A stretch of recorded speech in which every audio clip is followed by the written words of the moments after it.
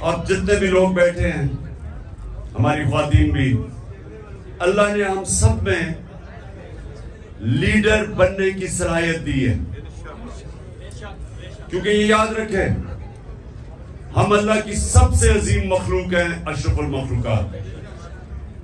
تو جب اللہ نے فرشتوں کو کہا کہ انسان کے سامنے جھکو، اور جب ابلیس نے انکار کیا تو اللہ نے کہا فرشتوں کو کہ تمہیں بھی نہیں پتا کہ میں نے انسان کو کتنی صلاحیتیں دی ہوئی ہیں. مشکل اور مسئلہ یہ ہے کہ ہمیں بھی نہیں پتا کہ اللہ نے ہمیں کتنی صلاحیتیں دی. اور وہ کیوں نہیں پتا؟ کیونکہ ہر انسان کے سامنے دو راستے ہوتے ہیں. آپ جب نماز پڑھتے ہیں تو آپ صرف ایک چیز مانگتے ہیں کہ اللہ ان کے راستے پہ لگا جن کو تو نے نعمتیں بخشی. اس راستے پہ نہیں جو تباہی کا راستہ ہے. تو جو تباہی کا راستہ ہے، نوجوانوں سنو، یہ ہاتھ ادھر نہ لاؤ، سنو میری بات. تمہیں یہ یاد رکھو جو میں باتیں کہہ رہا ہوں، اور خاص طور پہ نوجوانوں کے لیے یہ آپ کی ساری زندگی کام آئیں گی اگر آپ کو سمجھ آ گئی. آپ کی سامنے ہمیشہ دو راستے ہوتے ہیں. ایک آپ کی عظمت کا راستہ ہے، ایک آپ کی تباہی کا راستہ ہے. اور نماز میں ہم مانگتے ہی ہیں کہ اللہ ہمیں وہ عظمت کا راستہ دے. مانگتے ہم نعمتوں کا راستہ ہے، اور چاہتے ہیں ہم وہ تباہی کا راستہ، کیونکہ وہ آسان راستہ لگتا ہے. مثلا مجھے کوئی موقع ملا، میں کوئی ایسی پوزیشن میں ہوں، گورنمنٹ پوزیشن میں ہوں، میں تھانے دار ہوں، پولیس میں ہوں، میں فوجی ہوں، جو بھی ہوں، ہر وقت مجھے موقع ملے گا ناجائز قسم کا پیسہ بنانے کے لیے. لگے گا وہ آسان راستہ ہے، رشوت دوں گا ایک دم پیسہ آ جائے گا، لیکن وہ آپ کی تباہی کا راستہ ہے. جس وقت آپ وہ آسان، جو آپ کو راستہ آسان لگتا ہے وہ لیں گے، وہ اصل میں آپ کی تباہی کا راستہ شروع ہو جاتا ہے.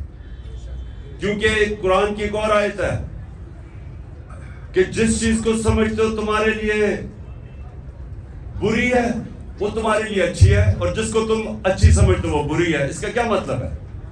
کہ جب آپ سمجھتے ہیں کہ یہ بڑا آسان طریقہ پیسے بنانے کا، آپ اپنا ضمیر بیچتے ہیں، وہ آپ کی تباہی کا راستہ شروع ہو جاتا ہے. جو لیڈر ہے وہ ہمیشہ وہ راستہ لیتا ہے جو اللہ کہتا ہے کہ تمہاری عظمت کا راستہ ہے. اور وہ راستہ کس کا ہے؟ کس کا راستہ ہے؟ وہ کس کا راستہ؟ دنیا کے سب سے عظیم لیڈر نبی صلی اللہ علیہ وسلم کا راستہ ہے. اور وہ اس کی بنیاد کس پہ رکھی گئی ہے؟ دو کیریکٹرسٹکس کے اوپر اس کی بنیاد رکھی گئی ہے لیڈرشپ کے راستے میں: صادق اور امین. سچ بولنے والا اور انصاف کرنے والا. یہ دو کوالٹیز ہیں لیڈر کی.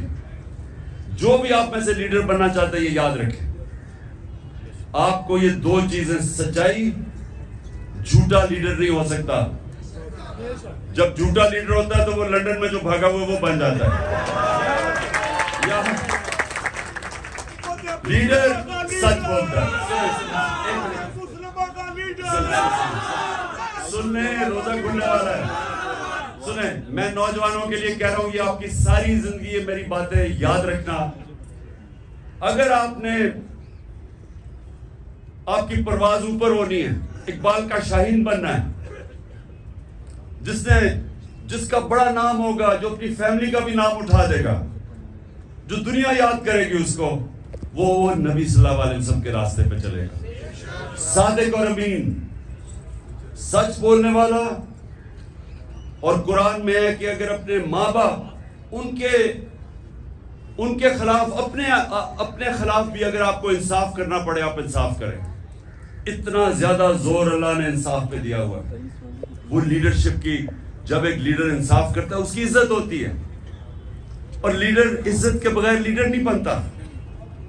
تو یہ آپ نے باتیں یاد رکھنی ہیں کئی دفعہ ہوتا ہے جی وہ میرا دوست کہہ رہا ہے تو چلے میں جھوٹ کا ساتھ دے دوں، میں سفارشی کسی کے لے لوں.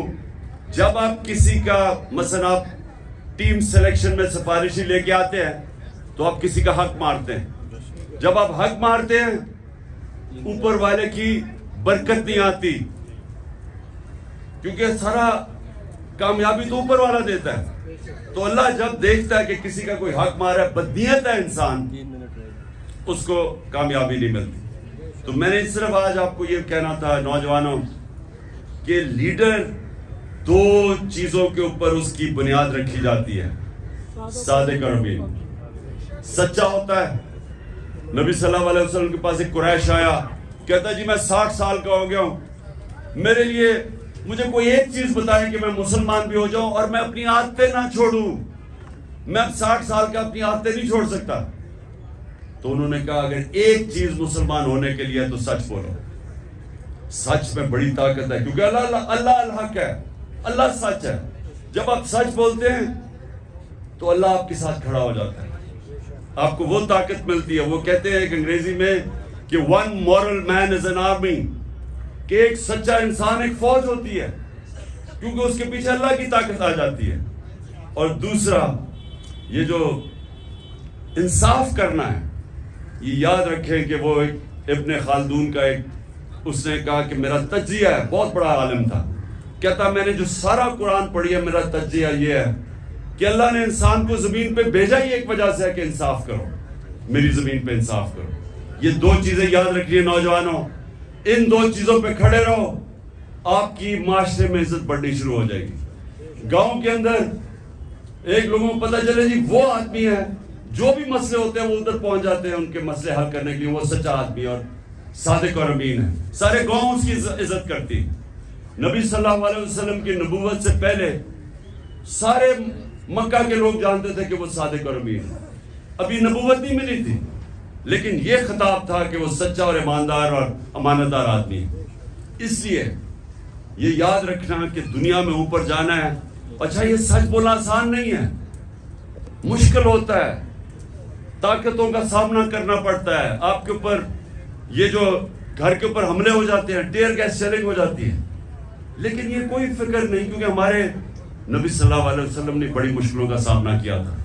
لیکن پھر ان کی جو آج عظمت ہے، اس لیے ہم آج جان دینے کے لیے اس لیے تیار ہیں کہ ان کے کیریکٹر کی وجہ سے کہ وہ رائے حق پہ کھڑے رہے اور آخر میں ساری دنیا ان کے ساتھ ہوگی. دعا کریں گے اور پھر انشاءاللہ روزہ کھولیں گے.